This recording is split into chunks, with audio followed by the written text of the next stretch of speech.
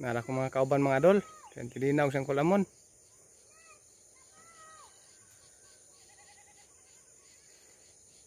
Mga tumig city ron adol.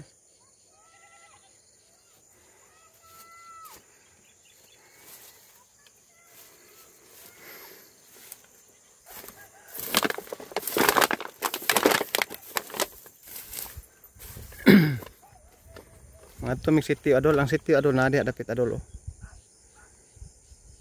Katong na kana kanina sa tumoy kung tudlo. Layo naman gining area adol, kaniya mga giuma karon diri nga area, layo na kani sa kabihasnan, pero kadtong atuan na mga sitio mas layo pagid kayo to siya. Layo na mo. Na kung makita ninyo layo kay sa kabihasnan no, ang area oh. Way highway. Ayo pakai highway diri mga adol. Pakai highway diri. Tuara ditong highway baganihan. Yang kalsada dengan konkret mga adol nara po dias babaw dapit. Kutob arang nay balayo pakita na ko sa inyo balayo. Ana. Kan ang mga balay mga adol na dihay konkret na nay poste oh. Nay poste. Say poste. Diha tama ng semento ng konkret. Layo pa pud kay na diri adol, magtason adol. Magpa-adol-adol kag baklay diri adol, wa gyud dugay kay maabot. Kani diri mga adol nga direksyon. Utana na sa Arakan og Kitaw-Taw Bukidnon. Ang likod ani Muntuda, Kitaw-Taw Bukidnon.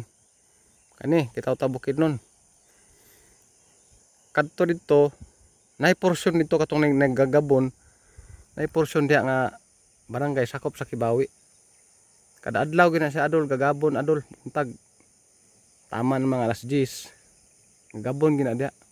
Mas baba gani na diha diri pero masabog na imong lugar, pero magabon na siya perminti. Kani diri kulaman ni diri, white kulaman, Kulaman Bali ni. Kulaman Bali na siya mga adol nya. Na dito sa ubos-ubos likod po aning Kulaman Bali na dihang Mantangkil. Dala na padulong pug-Arakan poblasyon. Kani diri mga adol kan direksyon likod aning kaning Muntuda Ipol na Busay. Do lang nya Gambudis tudto nahan. Gambudis. Mo lang to mga adol.